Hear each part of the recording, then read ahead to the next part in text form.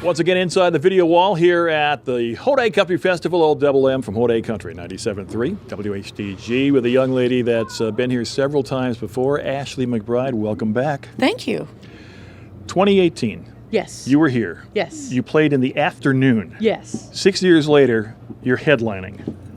How's that feel?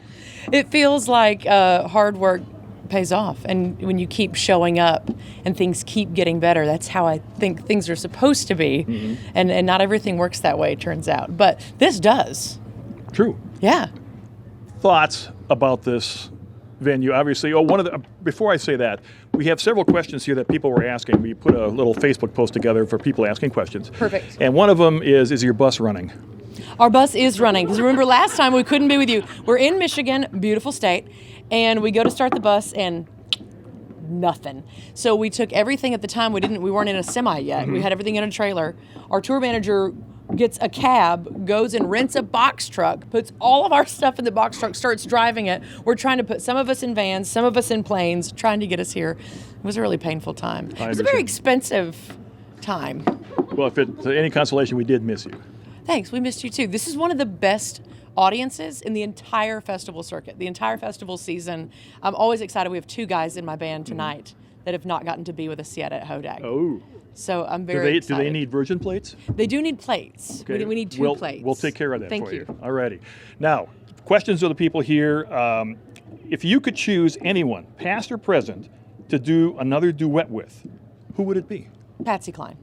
That didn't take long. She would wipe the floor with me, and I would love it. You also, your first answer was talking about what you've been doing and sticking to it. There was a tremendous crop of young women coming into country music. Yes. With your tenure now, what kind of advice would you give them? Oh, wow. There's so many cool parts. That's what I would say. And there are equal parts not cool. But if you'll just stick around, sometimes we say, stay in the queue, because the bad things that do come around, all the good things come right after that. You just have to be willing to eat crap sandwiches like a lot of the time. Understood. You've had a whirlwind over these last several months, not the least of which is CMA, performing, co-hosting, Monster Special, and how was that whole experience for you? Exhausting. No, it was great. It was fantastic.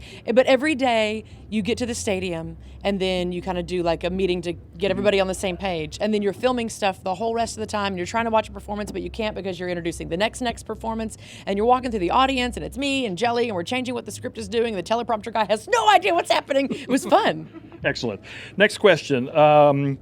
What else happened that we don't know about in that little dive bar? In that little dive bar, it would be harder to say because we didn't get to spend too much time in that little dive bar. But I have seen so many amazing things happen in little dive bars, especially fights. Mm-hmm. There are some that I can tell you the address of and which two seats are getting in the fights every single Friday night.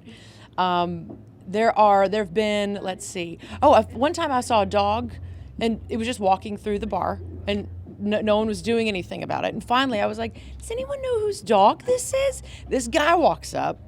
And his name was Terry, and he lived in a truck behind the bar. And he goes, oh, it's just Merle Haggard. Give him fries. Don't give him other people food. And I was like, so this dog is just your resident dog? And they're like, oh, yeah, that's Merle Haggard. Amazing. Such wonderful things happen in little dive bars. I've seen amazing fights and met amazing people. There you go. If you weren't a musician, what would you be doing? I would hope that I would be teaching. Cool. I studied music education in college, and I have a big, big heart for music education. And not just because I think it's fun to watch kids get made fun of for playing the clarinet, but because everybody in our band and crew and everybody you run into in the music business was either in choir, theater, or band. So even though we get the crap kicked out of us when we're little, we grow up like this. There you go. And without getting the crap kicked out of us and playing the clarinet and the French horn and the trombone, then maybe what we do doesn't exist. Mm-hmm. So I would hope I would be teaching. There you go. We're not going to waste any more time. You ready? I'm always ready. There you go. Coming up here at Hodag, Ashley McBryde.